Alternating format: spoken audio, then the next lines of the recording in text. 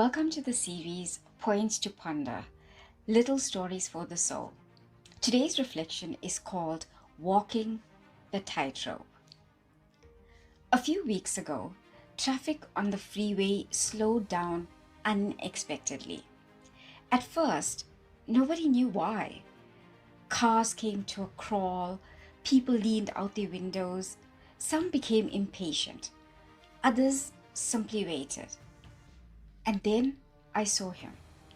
Standing on the outside railing of a bridge above the freeway we were driving on was a man. There was no safety barrier. There was no protection.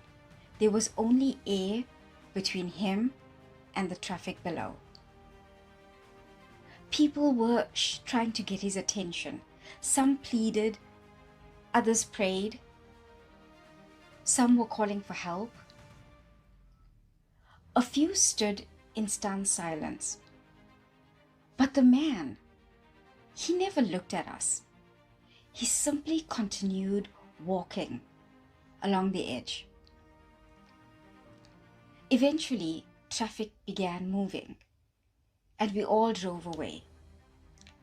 But the truth is, none of us really left that bridge, because we carried him home with us.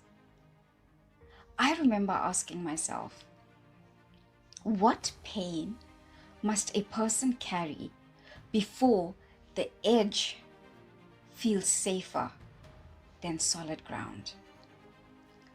How lonely must life become before disappearing begins to feel like relief?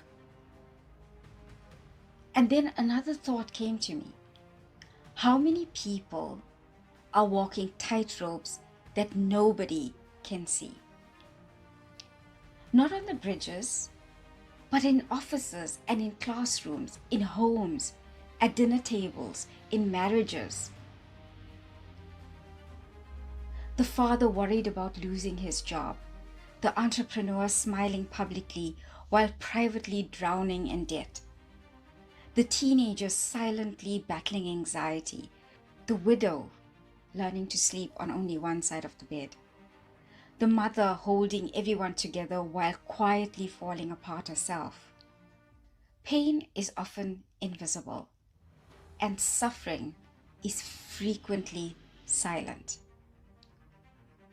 The people who appear strongest are sometimes carrying the heaviest burdens. What struck me most that day was understanding that despite our deepest love, we cannot always rescue another human being. We cannot force someone to choose life. We cannot heal for them.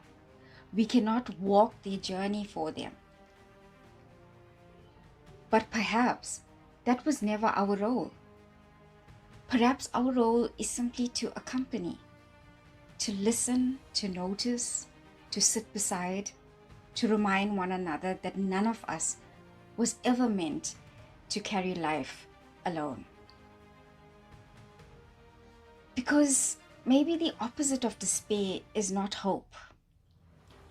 Maybe it is connection, to be seen, to be heard, to be witnessed. Who in your life may be walking a tightrope right now? And a deeper question might be, are you the one walking the tightrope? And with this, thank you for joining me, and keep pondering.